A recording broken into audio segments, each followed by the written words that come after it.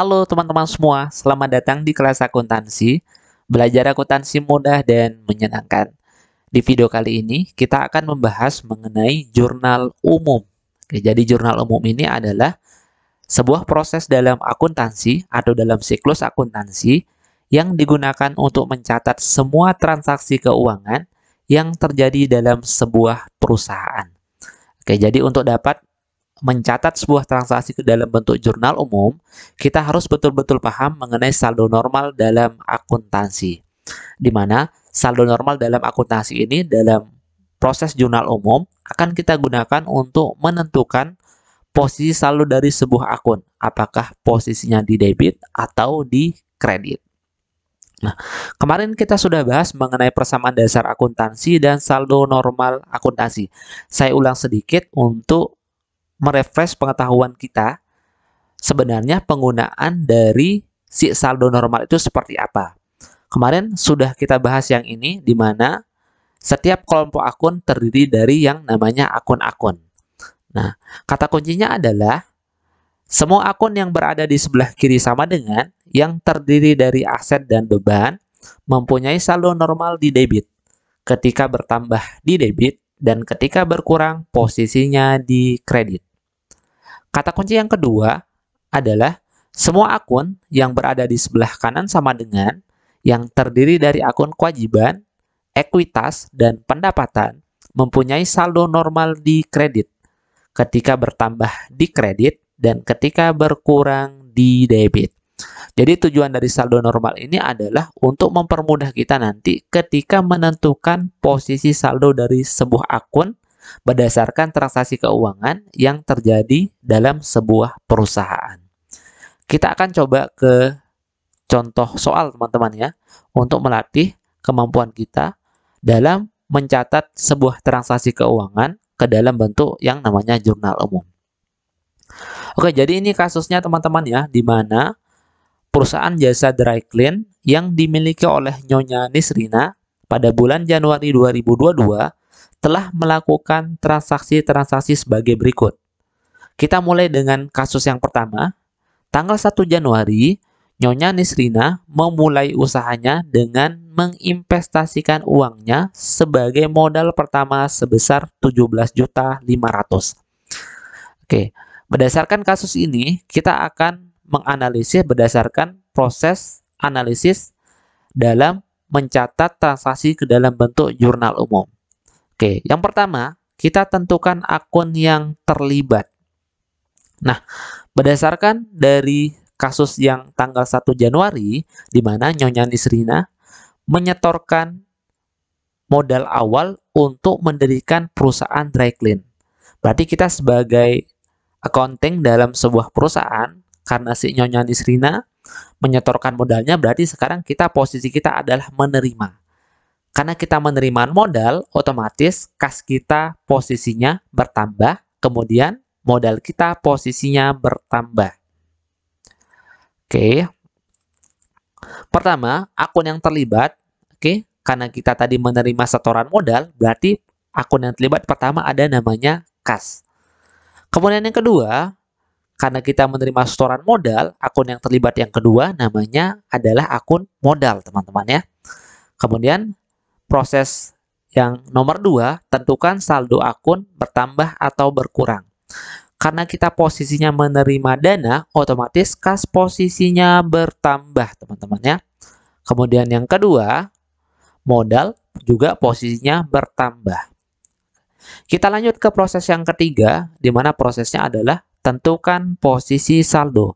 Nah, untuk menentukan posisi saldo dari akun kas dan modal, kita harus kembali ke konsep dari saldo normal dalam akuntansi, di mana akun yang terlibat berdasarkan transaksi yang tanggal 1, yaitu ada kas dan ada modal. Kas posisinya bertambah, modal posisinya bertambah. Kalau kita lihat secara persamaan dasar akuntansi atau secara saldo normal, kas adalah bagian dari akun yang berada di sebelah kiri sama dengan. Oke, kas adalah bagian dari aset. Aset ketika bertambah posisinya di debit. Sehingga kalau kita kembali ke dalam pembahasan dari soal, oke, kas posisinya bertambah di debit. Oke, karena kas adalah bagian dari aset, teman-teman ya. Selanjutnya yang kedua yaitu akun modal. Kalau kita kembali ke konsep saldo normal, modal adalah bagian dari ekuitas. Karena tadi modal posisinya bertambah, maka ekuitas bertambah posisinya di kredit, teman-teman ya.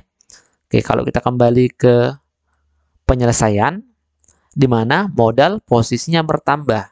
Karena modal adalah bagian dari ekuitas, dan ekuitas adalah akun yang berada di sebelah kiri sama dengan, berarti modal bertambah posisinya di kredit. Oke, setelah ini teman-teman tinggal kita pindahkan ke jurnal umum. Di mana jurnal umum konsepnya tadi untuk mencatat semua transaksi yang terjadi atau transaksi keuangan yang terjadi dalam sebuah perusahaan. Tinggal kita pindahkan ke jurnal umum, teman-teman. Oke, tadi akun yang terlibat ada kas, bertambah posisinya di debit, kemudian modal bertambah posisinya di kredit. Maka sudah selesai untuk kasus yang tanggal 1. Kita lanjut ke kasus berikutnya, teman-teman. Oke, kasus berikutnya di sini tanggal 3 dibayar sewa atas ruangan untuk usahanya sebesar 1.750.000. Nah, untuk pembayaran sewa kita bisa menggunakan dua metode atau ada dua metode untuk mencatatnya. Pertama adalah ada metode laba rugi, yang kedua adalah ada metode neraca. Tetapi dalam kasus ini saya menggunakan metode laba rugi. Sehingga berdasarkan dari kasus yang tanggal 3 di mana kasusnya adalah dibayar sewa atas ruangan untuk usahanya sebesar 1.750.000. Kalau kita lihat berdasarkan kasus, ada dua akun yang terlibat. Pertama, ada beban sewa. Yang kedua, karena kita bayar, berarti ada kas yang terlibat. Nah, berdasarkan dari kasus ini, kalau kita lihat penyelesaiannya, oke, pertama akun yang terlibat ada beban sewa, karena kita bayar sewa, otomatis pengorbanan kita bertambah, teman-teman ya. Yang kedua ada kas, teman-teman ya. Oke, kita lanjut ke proses yang kedua. Saldo akun bertambah atau berkurang. Karena kita bayar sewa, otomatis beban kita posisinya bertambah atau pengorbanan kita posisinya bertambah. Kemudian karena kita bayar, otomatis kas kita sekarang atau dana kita posisinya berkurang. Oke. Kemudian proses berikutnya tentukan posisi saldo. Oke, kita kembali lagi ke persamaan dasar akuntansi, teman-teman ya. Atau kita kembali lagi ke konsep saldo normal. Akun yang terlibat pertama ada namanya beban sewa dan ada namanya kas. Kita mulai dari beban sewa. Kalau kita lihat beban sewa adalah bagian dari beban, di mana beban merupakan akun yang berada di sebelah kiri sama dengan. Beban ketika bertambah posisinya di debit, teman-teman ya. Sehingga di sini kalau dari penyelesaiannya beban sewa bertambah posisinya di debit. Oke. Kemudian akun yang kedua yaitu ada kas, teman-teman ya. Oke, kalau kita lihat secara saldo normal, kas adalah bagian dari aset. Aset adalah akun yang berada di sebelah kiri sama dengan. Sehingga aset ketika berkurang posisinya di kredit. Oke, kalau kita kembali ke sini, kas posisinya berkurang berarti di kredit. Tinggal kita catat ke dalam bentuk yang namanya jurnal umum, teman-teman ya. Oke. Oke, yang tadi beban sewa bertambah posisinya di debit. Kemudian yang kedua, kas berkurang posisinya di kredit. Nilainya berdasarkan nilai transaksi yaitu Rp1.750.000. Nah, kita lanjut ke transaksi yang ketiga, teman-teman ya. Di mana transaksi yang ketiga atau transaksi tanggal 9 yaitu dibeli perlengkapan kantor secara tunai dari toko Akari senilai Rp1.150.000. Nah, berdasarkan kasus ini, kita dapat melihat akun yang terlibat. Pertama, ada namanya perlengkapan. Yang kedua, karena kita bayar secara tunai, otomatis yang terlibat namanya kas, teman-teman ya. Oke, kita lihat penyelesaiannya. Oke, pertama akun yang terlibat ada namanya perlengkapan. Yang kedua, ada namanya kas. Oke, saldo akun pertama atau berkurang, perlengkapan karena kita beli perlengkapan posisinya bertambah, teman-teman ya. Kemudian yang kedua, karena kita bayar secara tunai, berarti kas kita sekarang posisinya berkurang, teman-teman ya. Oke, proses yang ketiga, tentukan posisi saldo. Kita kembali lagi ke persamaan dasar akuntansi. Oke, di mana akun yang terlibat dalam transaksi yang tanggal 9, yaitu ada perlengkapan dan ada kas. Perlengkapan posisinya bertambah. Kalau kita lihat, perlengkapan adalah bagian dari aset, di mana aset merupakan akun yang berada di sebelah kiri sama dengan. Akun yang berada di sebelah kiri sama dengan ketika bertambah posisinya di debit. Maka secara penyelesaian perlengkapan bertambah posisinya di debit. Oke, karena perlengkapan adalah bagian dari aset. Kemudian kita kembali lagi ke proses berikutnya di mana kas posisinya berkurang. Secara persamaan dasar akuntansi atau secara saldo normal bahwa kas adalah bagian dari aset. Aset adalah akun yang berada di sebelah kiri sama dengan. Akun yang berada di sebelah kiri sama dengan ketika berkurang posisinya di kredit. Maka kalau kita lihat di penyelesaian, oke, kas berkurang posisinya di kredit. Oke, proses berikutnya catat ke jurnal umum. Tinggal kita pindahkan ke jurnal umum, teman-teman ya. Oke, ini yang tadi. Berarti kasus berikutnya tadi ada karena kita beli perlengkapan bertambah posisinya di debit senilai dengan transaksi. Kemudian karena kita bayar secara tunai, kas posisinya berkurang berada di posisi kredit. Sudah teman-teman. Oke, kita lanjut ke kasus berikutnya. Kasus tanggal 11, dibeli secara kredit peralatan kantor dari toko Yupo di Madiun seharga 1.900.000. Oke, kalau kita lihat dari transaksi ini, akun yang terlibat pertama ada namanya peralatan. Kemudian, karena kita beli secara kredit, otomatis yang terlibat juga namanya hutang, teman-teman ya. Oke, kalau kita lihat dari penyelesaian, oke, akun yang terlibat pertama ada peralatan, karena kita beli peralatan. Yang kedua hutang, karena kita beli secara kredit. Nah, kemudian saldo akun bertambah atau berkurang. Peralatan karena kita beli otomatis posisinya bertambah teman-teman ya. Kedua hutang karena kita belum bayar si peralatan berarti sekarang hutang kita posisinya bertambah. Oke, kita lanjut ke proses berikutnya, tentukan posisi saldo. Oke. Nah, kita kembali ke persamaan dasar atau kita kembali ke konsep saldo normal di mana akun yang terlibat ada namanya peralatan dan hutang. Peralatan adalah bagian dari aset. Aset adalah akun yang berada di sebelah kiri sama dengan. Akun yang berada di sebelah kiri sama dengan ketika bertambah posisinya di debit. Maka di sini peralatan bertambah posisinya di debit. Oke. Kemudian kita lanjut ke akun yang kedua yaitu hutang. Hutang posisinya bertambah, teman-teman ya. Oke. Secara saldo normal hutang adalah bagian dari kewajiban. Kewajiban ketika bertambah posisinya di kredit. Karena kewajiban merupakan akun yang berada di sebelah kanan sama dengan. Oke, berarti di sini, di penyelesaiannya, oke, hutang bertambah posisinya di kredit. Nah, gampang ya. Tinggal teman-teman coba untuk kasus-kasus yang berikutnya.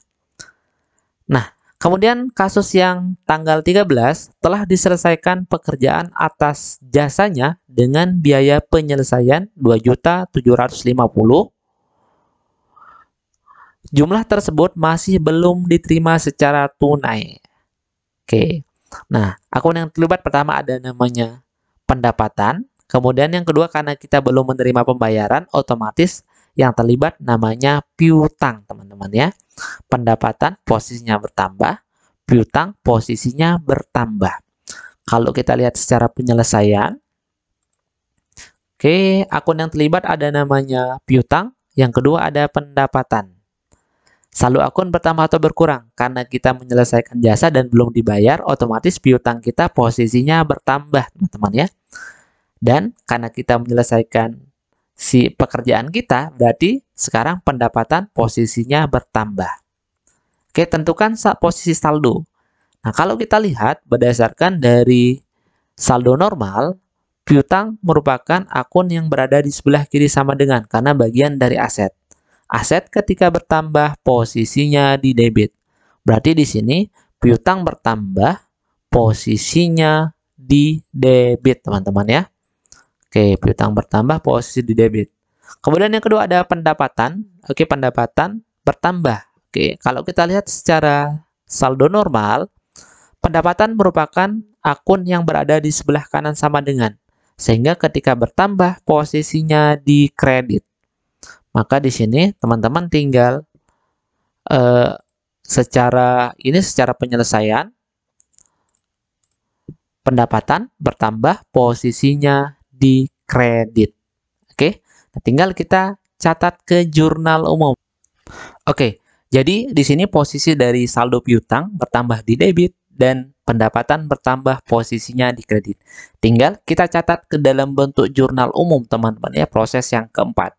Nah, jika kita pindahkan ke dalam bentuk jurnal umum, di sini tadi pertama ada piutang bertambah posisinya di debit dan pendapatan bertambah posisinya di kredit. Oke.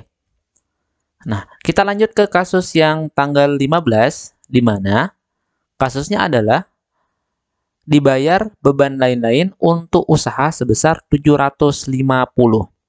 Nah, kalau kita lihat berdasarkan dari si kasus, ada dua akun yang terlibat. Pertama ada namanya beban lain-lain, yang kedua ada namanya kas, karena kita bayar untuk beban kita. Oke. Jika kita lihat secara penyelesaian, pertama akun yang terlibat ada namanya beban lain-lain, yang kedua ada namanya kas, karena kita posisinya adalah membayar si beban atau membayar pengorbanan kita.